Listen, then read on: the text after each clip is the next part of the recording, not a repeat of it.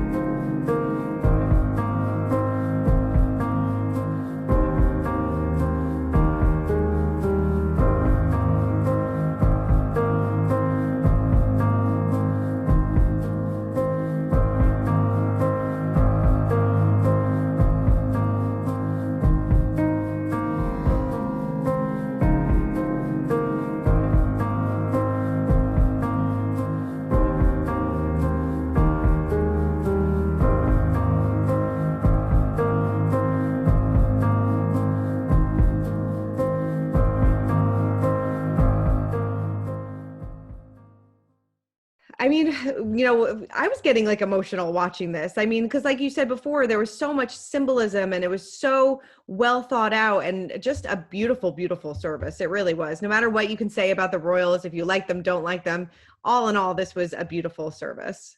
Right. I think the most heartbreaking part was to see the queen sitting by herself, Oh my God. because Yeah. obviously it's because of COVID protocols. But when you think about the fact that she's lost her husband about 10, 15 years ago, she lost her sister and her mother. Mhm. That is just, those are the three people that really kept her going and were her rocks throughout her whole life. So they're all gone now. And it really was so poignant to see her sitting alone like that. It really was. It was so heartbreaking. And even in the car, people are saying, she had tears in her eyes.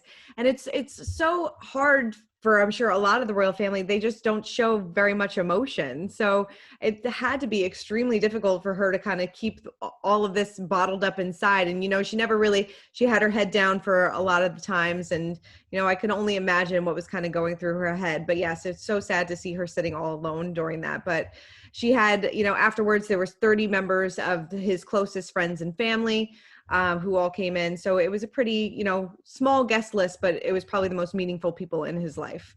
Right. So in addition to the relatives that we all know of, all of his, children and their spouses and a few of his grandchildren, also some of the Queen's cousins were in attendance, and some of Philip's German side of the family, two of his great nephews and another man who's related to him by marriage, just to represent, that side. And then as well, there was the Countess Mountbatten of Burma, who is his carriage driving companion. I learned more about carriage driving this week Yes. than I ever thought I needed to know. So Totally. Yeah. And then speaking of like the carriage driving, like you said, there were so many symbols. This was so well thought out. A carriage with his two fell ponies were situated in the Windsor Castle as his coffin passed. His gloves were there. His riding equipment were kind of there in the driver's seat, which I thought was so heartbreaking as well. yeah, that really was, just to see his personal belongings. It kind of just brings home how he's a real person, and Yeah, this, somebody's family member. definitely. What kind of other symbols did we see?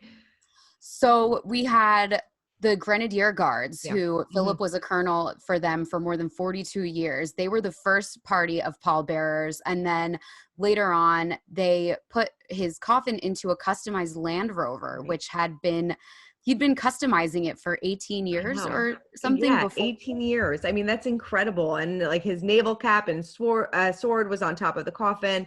And then, there was a wreath there with a note from Queen Elizabeth as well.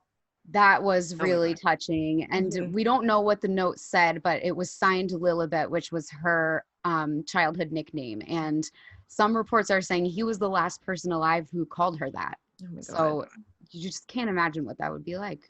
No, you really can't. Like we said, all eyes were on Queen Elizabeth, who, like we said, had to sit alone during the service. And they have been honoring him on Instagram throughout the week too, which I thought was really nice. They were sharing never before seen photos and kind of sharing some great memories together. They shared this beautiful photo of them in the countryside and shared a quote of her talking about him, I think in a speech that they gave around their 50th wedding anniversary, that, he's pretty much always been her rock.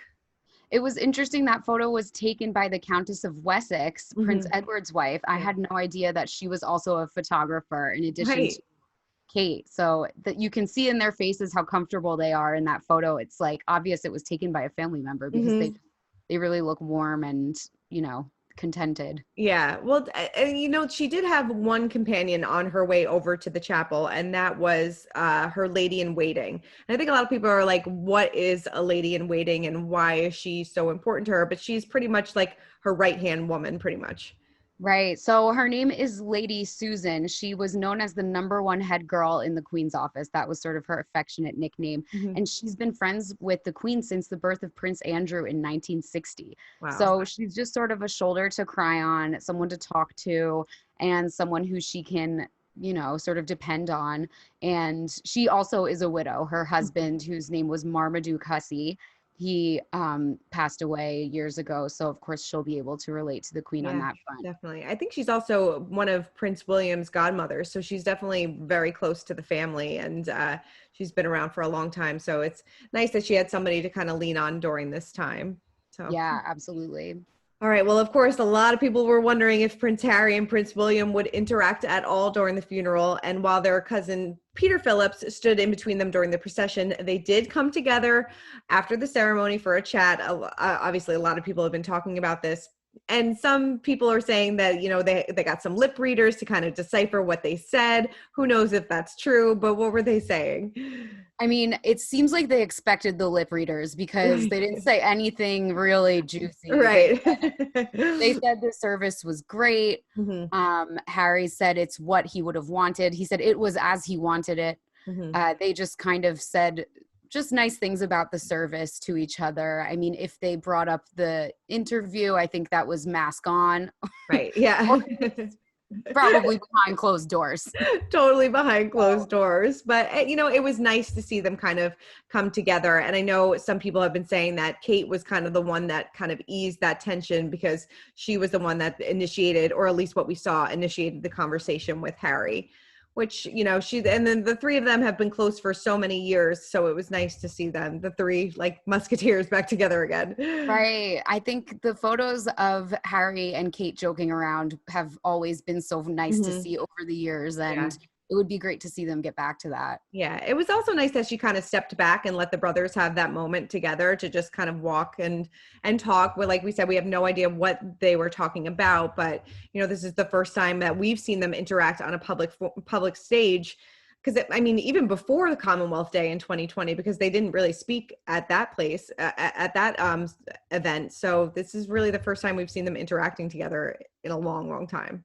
Right. They must have felt a lot of pressure just knowing how many people were going to be looking at them and trying to see what they were saying and everything. Right. So, yeah, even that could bring them closer together, just kind of commiserating over the fact that everyone wants to know about their relationship. Right. Yes, seriously. Yes. All right. Well, speaking of Duchess Kate, royal watchers were quick to spot Queen Elizabeth II's pearl necklace on Prince William's wife as the Duke and Duchess of Cambridge were spotted on their way to Windsor for the funeral. I know that this is not a place to talk about fashion or anything like that, but oh my God, did she look beautiful?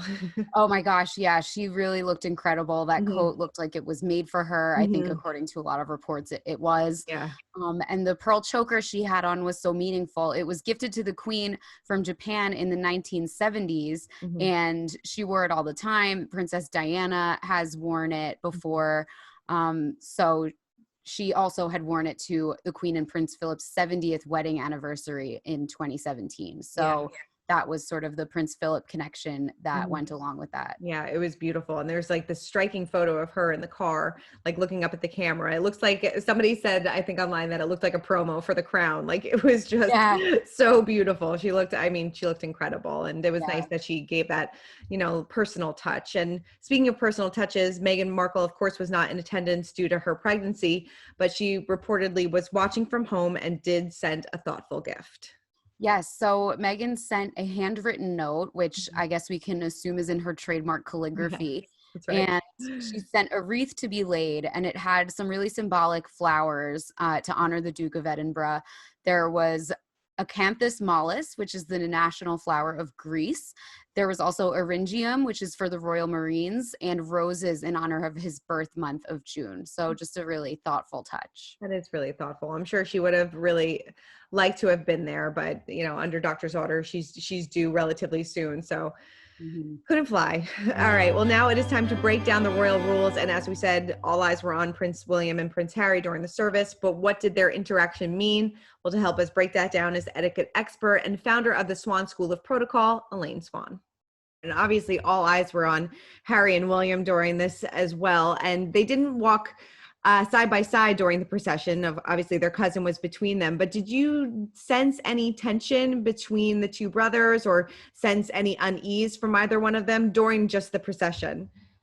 I think during the procession, we saw what Harry referred to in that interview as space, meaning there's space right now, there's space. He didn't reference it as coldness. He didn't reference it as anger or anything like that. He said there's some space in between us. And so I think that's what we were seeing. But here's the thing I think we should all keep in mind.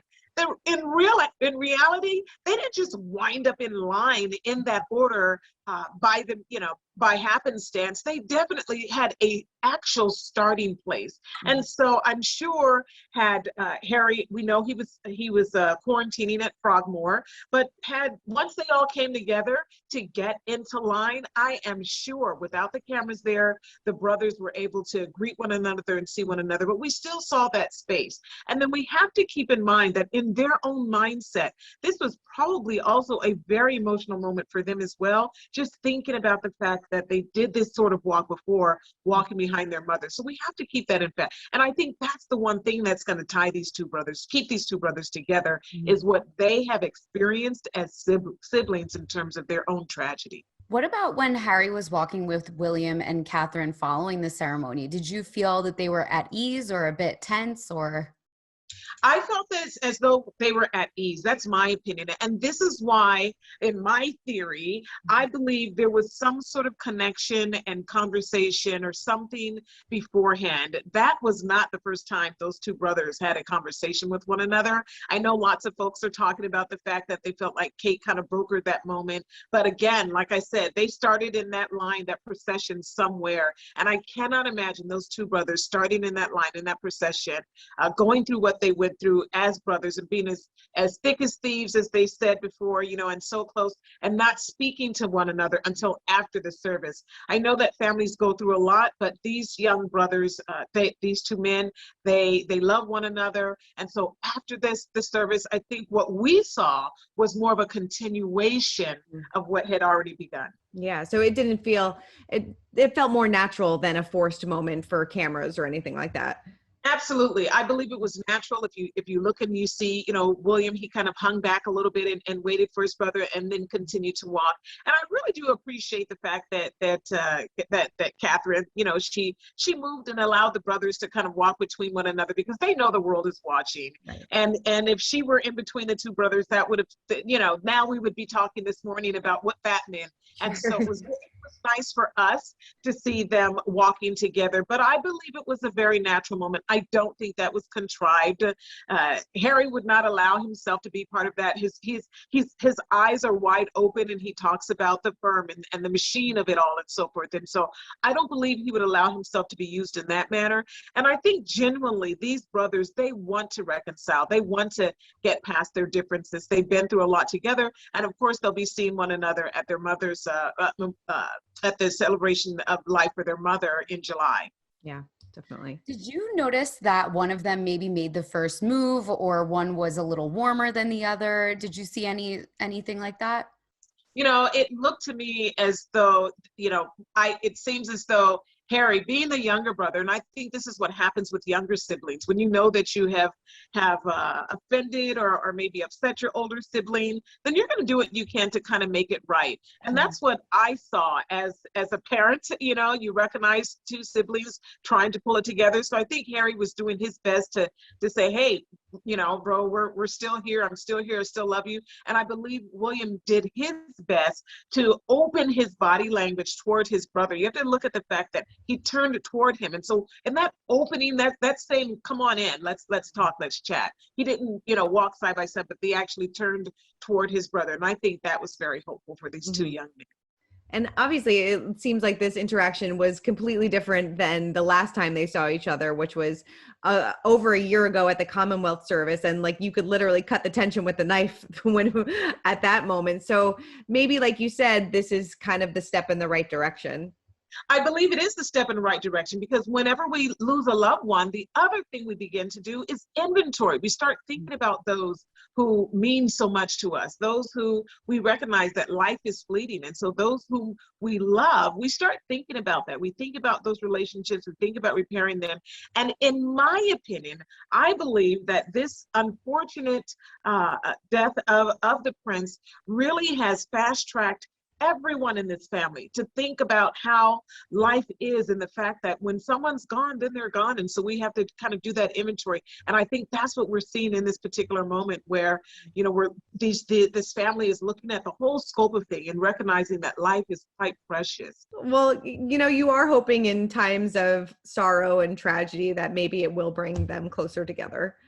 Yeah, I think we can all assume that it probably has. Yeah, definitely. Well, you know, what is next for the royal family? You know, it is time to spill the royal tea. And there have been rumblings and reportings that following the service, the brothers, along with their father, Prince Charles, did sit down for a chat. We have not totally confirmed this or not, but, you know, there have been some reports that this discussion did happen. Yeah, it's interesting how little information we know about this, because normally you would get at least a little bit of a leak, but Right. I guess they've all decided that we know way too much and they don't want to share any more with us. So yeah, it seems they must have spoken about the interview. They appeared cordial, obviously, as the cameras were rolling, but yeah, we just don't know yet what else went on. We have no idea. Yeah, but, you know, reportedly that they spoke for hours after the service. Hopefully progress was made. Hopefully we can kind of move in the right direction and, you know, leave all this drama behind us. But like Elaine said, you know, in a couple months, Harry will be back for the unveiling of Princess Diana's statue. So maybe we'll see more moments where they're at ease with each other, and maybe kind of like the drama will have subsided by then. Right. And I can't imagine how things could get worse than what happened. Yeah. Unless there's another tell-all interview, I would say we're probably on the up and up, hopefully. Yeah, we have hit rock bottom. There's nowhere to go but up. All right. Well, in our royal history moment of the week, Queen Elizabeth turns 95. And for so many reasons, this birthday is going to look quite different. So the Queen's actual birthday is April 21st. And of course, because her husband passed away recently, she is still in a state of mourning until Friday of this week. So she's going to have a very scaled down get together with family and maybe a couple friends. And it seems that they're not going to be releasing a new portrait like they normally do for her birthday due to the mourning. And there's not going to be the gun salute that they do at the Tower of London and Hyde Park. It's just going to be like another scaled down year, because the same thing last year with COVID, it was scaled down. And now this year, we've still got that lingering with this on top of it. So I think it's going to be a very different birthday. Definitely. And it's got to be so sad, because I know last year she spent it, you know, at home with Prince Philip. The two, you know, were hungered down at Windsor Castle because of COVID, and that's where she is again this year. And there will be no Trooping of the Color this year as well. So a lot of things still looking quite different for the royal family. But nonetheless, we wish the Queen a very happy 95th birthday. Yes, 95. Can't imagine that. Seriously. All right. Well, before we wrap up, we have to check in on the royal kids, and the royal family has flooded our Instagram feeds with some never before seen photos of Prince Philip with his great grandchildren. I love seeing these. These are so great. I wish they would give us more and more of more. Right. They're just such warm, cute photos. I love the second photo.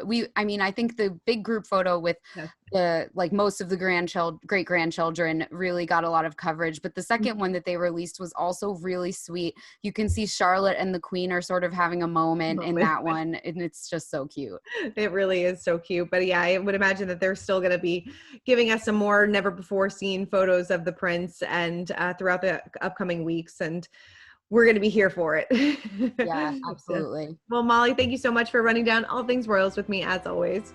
Thank you, Christina. All right. For much more royals, head on over to usmagazine.com. Make sure to check back every Wednesday on Us Weekly's YouTube channel at 10:30. Keep commenting, keep subscribing, and we'll see you guys next week.